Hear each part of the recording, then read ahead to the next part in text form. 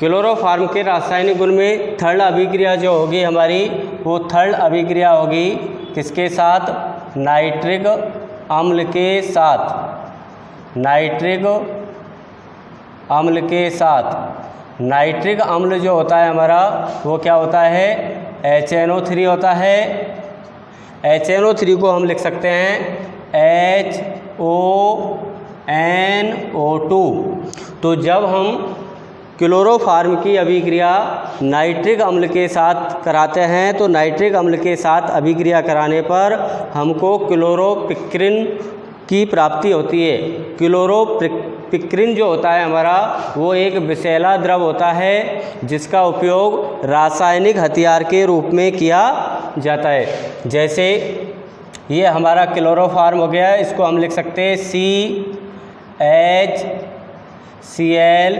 Cl और Cl। क्या हो गया हमारा? ये क्लोरोफॉर्म। इस क्लोरोफॉर्म की अभिक्रिया किसके साथ कराएंगे? नाइट्रिक अम्ल के साथ कराएंगे। तो नाइट्रिक अम्ल के साथ जब इसको अभिक्रिया कराएंगे तो क्लोरोफॉर्म का H और नाइट्रिक अम्ल का OH और H मिलकर के क्या निकल जाएगा यहाँ से? H2O प्लस इस C से क्या जुड़ जाएगा? NO2। तो हमारा हो जाएगा CNO2 और इस कार्बन से कितनी क्लोरीन जुड़ी हुई है? 3। इसको हम बोलते हैं क्लोरोपिक्रिन।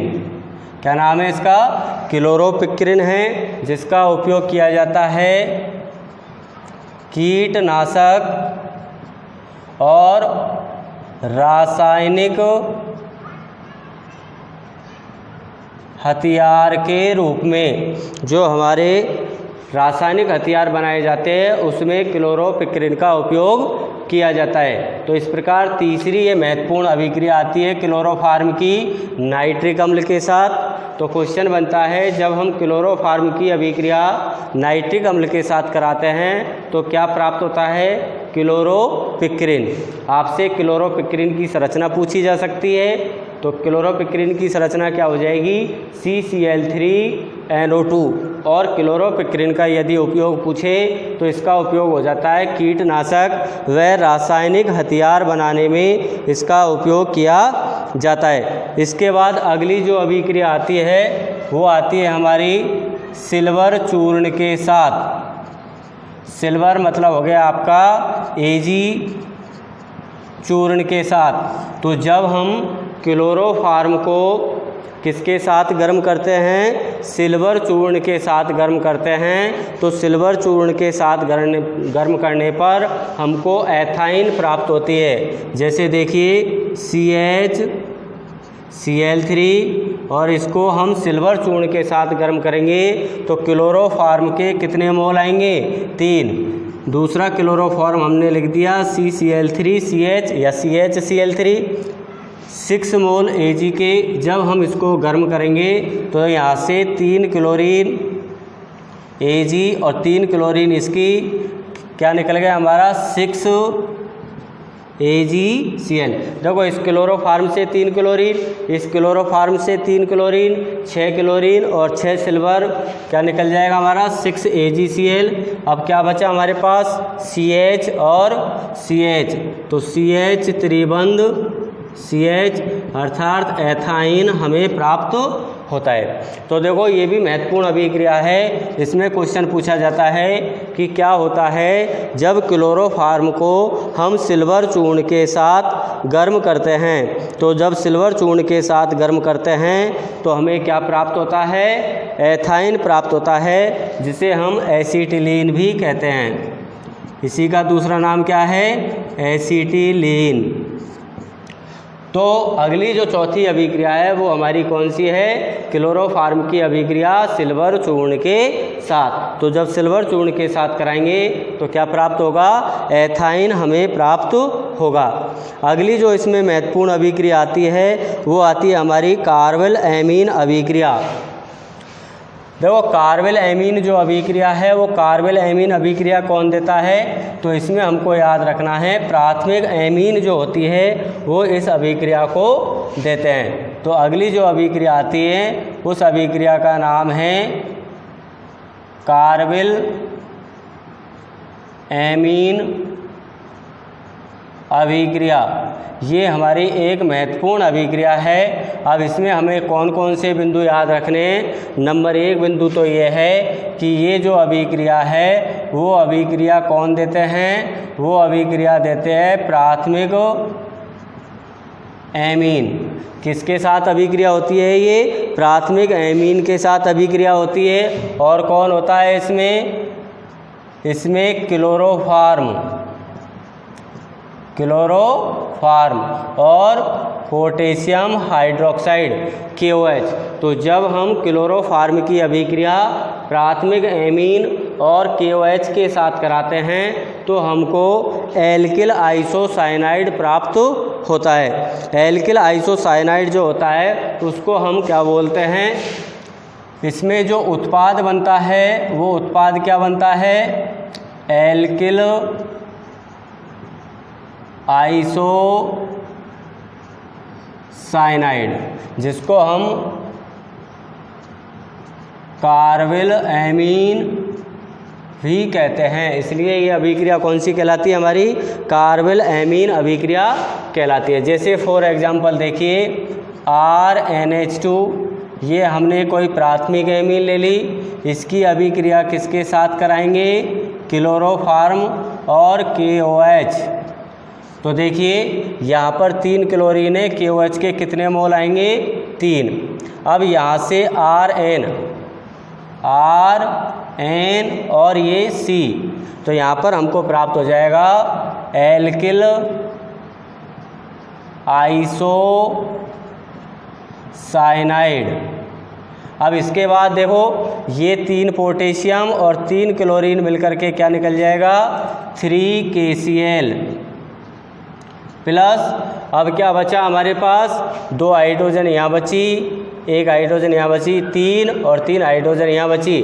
तो हाइड्रोजन और ऑक्सीजन बच रही है। और हमेशा याद रखिए जब भी हाइड्रोजन और ऑक्सीजन शेष बचती है तो वो किसके रूप में निकलती है, जल के रूप में। तो ऑक्सीजन कितने बच रहे हैं हमारे पास, 3। तो कितने मोल जल के अणु निकल जाएंगे, 3 मोल जल के अणु यहाँ से मुक्त हो जाएंगे। इस प्रकार क्लोरोफार्म कार्बिल एमीन अभिक्रिया भी देता है। सिंपल सा है, हमको क्या याद रखना है, कार्बिल एमीन जो अभिक्रिया है वो क्लोरोफार्म किसके साथ देता है, प्राथमिक एमीन और KOH के साथ क्या प्राप्त होता है, एल्किल आइसोसाइनाइड हमको प्राप्त होता है। जैसे मान लीजिए यहाँ पर प्राथमिक एमीन में ले लेता हूँ CH3 CH2 NH2, क्या हो गई हमारी, एथिल एमीन हो गई। अब ये एथिल एमीन की अभिक्रिया हम किसके साथ कराएंगे, क्लोरोफार्म के साथ कराएंगे, CHCl3 और KOH कितने मोल, 3 मोल। तो क्या होगा, यहाँ से ये समूह हाइड्रोजन यहाँ से निकलेगी, क्या बचेगा हमारे पास, CH3 CH2 और N, और N से कौन जुड़ जाएगा, C।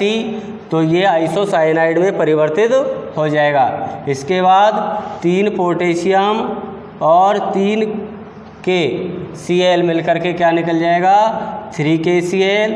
अब हमारे पास हाइड्रोजन ऑक्सीजन बची, वो किस रूप में निकलेगी, जल के रूप में। कितने ऑक्सीजन बच रहे हैं, 3। तो 3 जल के अणु यहाँ से मुक्त हो जाएंगे। इस प्रकार हमको जो प्राप्त होगा वो प्राप्त होगा एथिल आइसोसाइनाइड। तो इस अभिक्रिया को ऐसे भी पूछा जा सकता है कि जब हम क्लोरोफार्म की अभिक्रिया एथिल एमीन के साथ कराते हैं तो क्या उत्पाद प्राप्त होता है, तो एथिल आइसोसाइनाइड प्राप्त होता है। इस अभिक्रिया को किस नाम से जानते हैं, तो कार्बिल एमीन अभिक्रिया के नाम से जानते हैं। तो ये नाम से पूछी जाती है, नेम रिएक्शन के अंतर्गत आती है। आपसे सीधा पूछ लिया जाएगा कार्बिल एमीन अभिक्रिया का समीकरण दीजिए। तो इस प्रकार इन अभिक्रियाओं के ये रासायनिक गुण संपन्न होते हैं। अगली जो महत्वपूर्ण अभिक्रिया आती है वो अगली अभिक्रिया हम पढ़ेंगे राइमर टीमान अभिक्रिया। कौन सी अभिक्रिया होगी हमारी? राइमर टीमान अभिक्रिया हम पढ़ने वाले हैं। तो राइमर टीमान बहुत ही इम्पोर्टेंट अभिक्रिया है। राइमर टीमान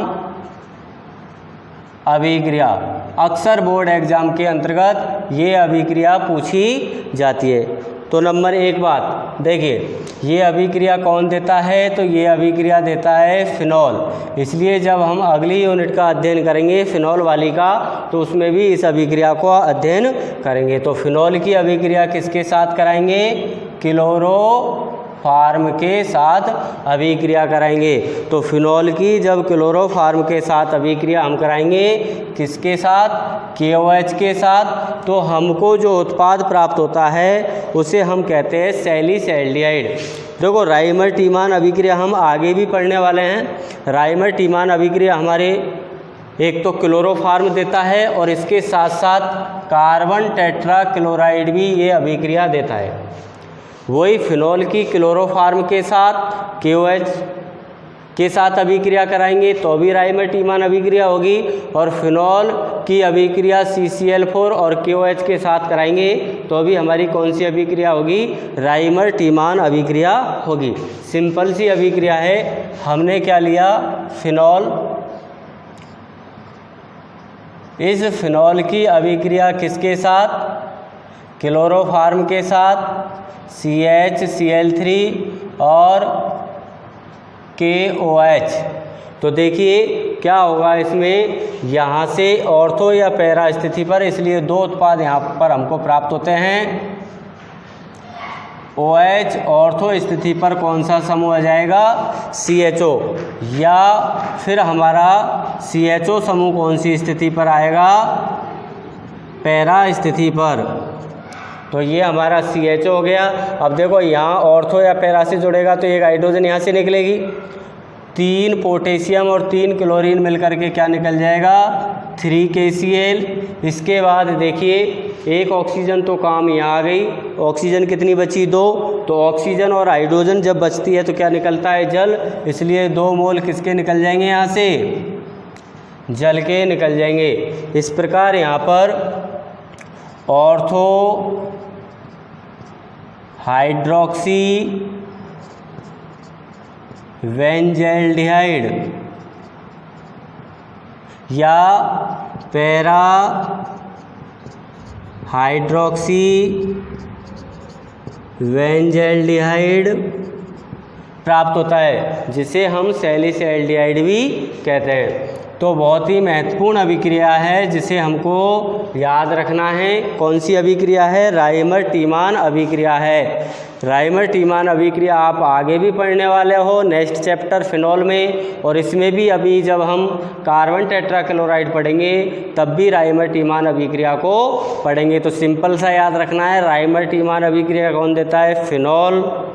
किसके साथ देता है? जब क्लोरोफॉर्म और KOH के साथ अभिक्रिया देता है तो सैलिसैल्डिहाइड का निर्माण होता है, और जब फिनॉल कार्बन टेट्राक्लोराइड और KOH के साथ अभिक्रिया देता है तो सैलिसिलिक अम्ल प्राप्त होता है। सैलिसिलिक अम्ल की प्राप्ति होती है। तो इस अभिक्रिया को भी हम कौन सी अभिक्रिया कहते हैं? राइमर टीमान अभिक्रिया कहते हैं। तो इस प्रकार ये हमारे क्लोरोफार्म के रासायनिक गुण कंप्लीट होते हैं। Thank you. चैनल को लाइक और सब्सक्राइब करना न भूलें।